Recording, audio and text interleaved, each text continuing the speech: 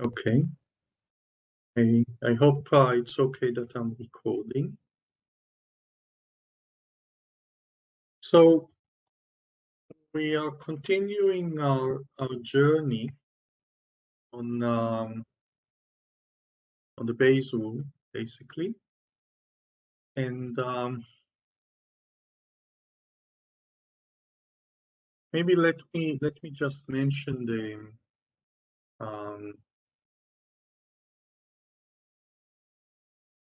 the fact that we talked about it, that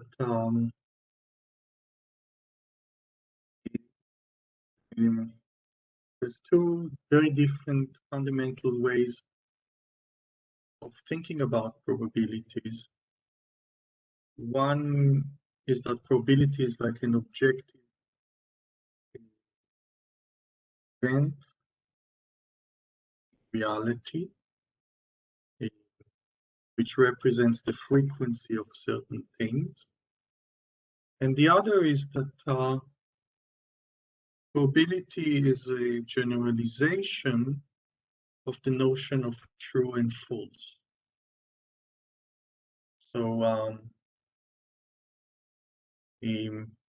instead of having a black and white view of the world, in which we say things are either false or true, we have an estimate of whether something is true or false, and an estimate is the number. So that's why we usually have probability between 0 and 1, because we think about it as a generalization, 0 being false and 1 being true. Okay, and the Bayes rule is a way to update our thinking about whether something is true or false based on the data that we see. Okay, a very different way of thinking about probability and also of thinking about machine learning. So when we use the Bayes rule,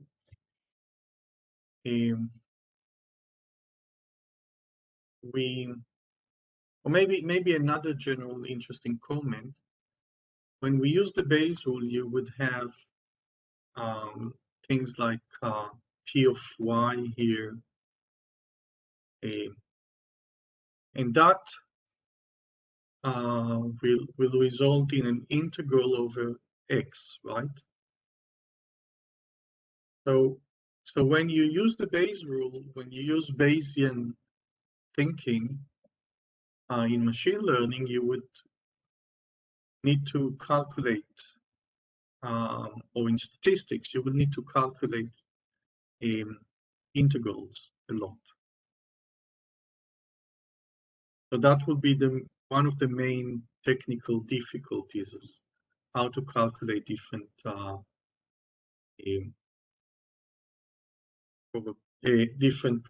probabilities that actually result in calculating integrals. And when you're doing the classical machine learning, you would typically need to maximize or minimize some optimization problem. Like, for instance, you would be looking at the maximum likelihood, which is P of y given x here. Okay? So you will look at P of y given x for all possible x, y given is the data you've seen. And you would be thinking about it as an optimization problem. So that will lead to will lead to optimization, solving of different types of optimization problems, like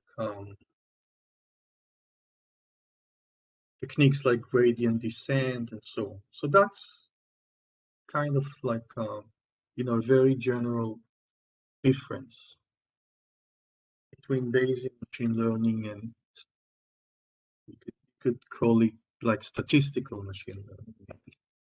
Okay, statistical in the classical sense. So depending on how you interpret a probability, you will end up with two categories of machine learning. Okay. So that's just a preliminary.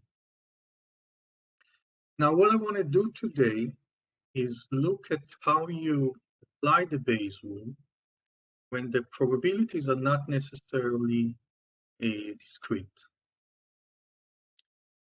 So what do I mean by a continuous probability, and what do I mean by a discrete probability? So a discrete probability is when the random variables has like a countable, a countable number of possible values. As a special case, it could be a finite number of possible values. So the probability distribution is expressed by distributing the probability mass between a countable number of possible values. Okay? So that's the discrete case. So in the discrete case, when you want to take an average, you would take a sum. Okay? In the continuous case, the variable can assume a non-countable number of possible values, like for instance, all the real numbers. And then typically you would have like a density function, like the normal density or the exponential density. And in order to calculate something like the average, you would take an integral instead of sum. Okay. Now, one of things that sometimes confuses people is how do you apply the Bayes rule when you have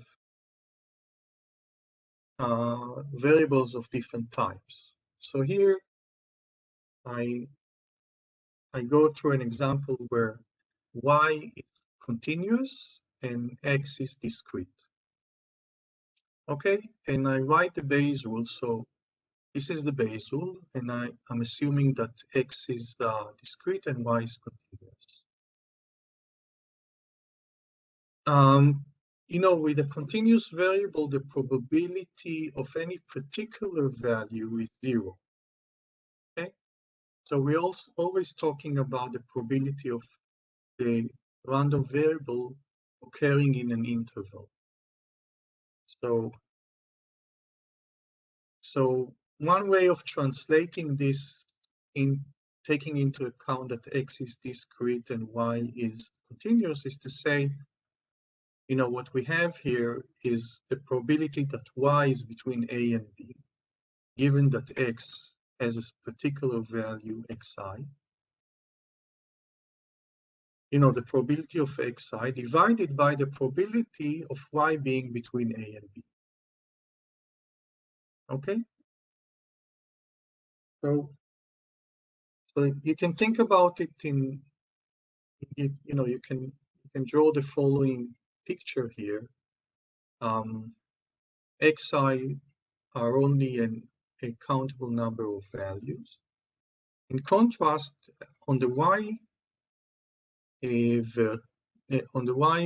axis, you should look at intervals because y is continuous.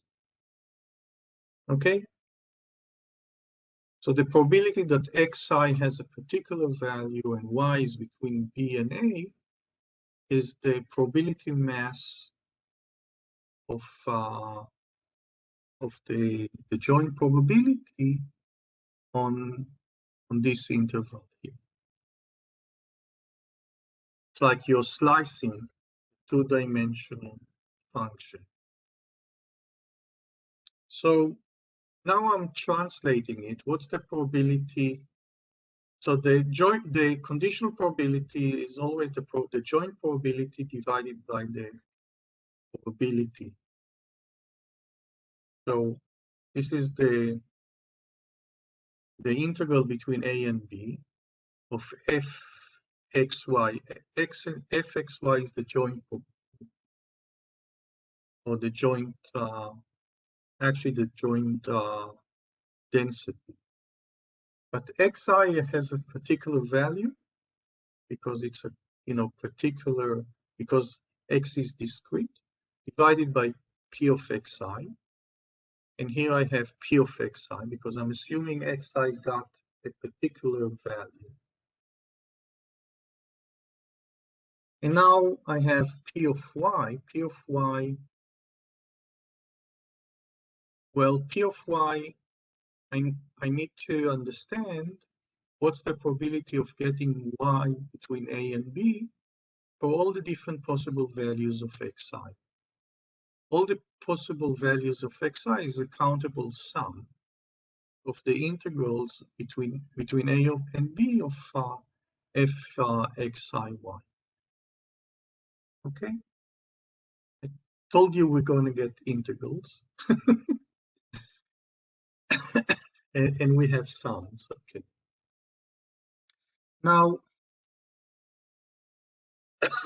the next thing that people do with this, when they follow these calculations, is take a small interval.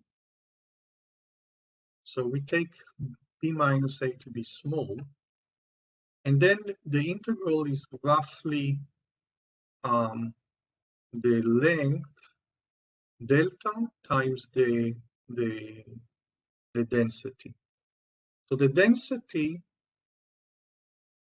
so in a small interval, the density is can be, because it's continuous, the density, when it's continuous in y, the density can be thought to be constant. So in a small interval, I can take the integral and put, instead of the integral, delta times the value of the density. Okay? And I can do the same thing here in the sum, and then delta cancels. This is an approximation, then delta cancels, and I get this. So what you see here is that I can, and this is the intuition of all of these type of things. So intuitively, you can work in a concrete case, you can work with the different mixtures of discrete and continuous by just putting putting densities everywhere instead of probabilities.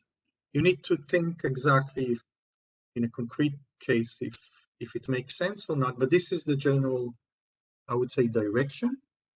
And when you do it, you just get the density. So you get the probability here. So this is the way to think about it. First time people see it, typically the instructors just take the densities between instead of the probabilities and follow the calculation, and that gets people confused. So that's why I wanted to take you through this, so you can see how the approximation emerges. Any questions or comments?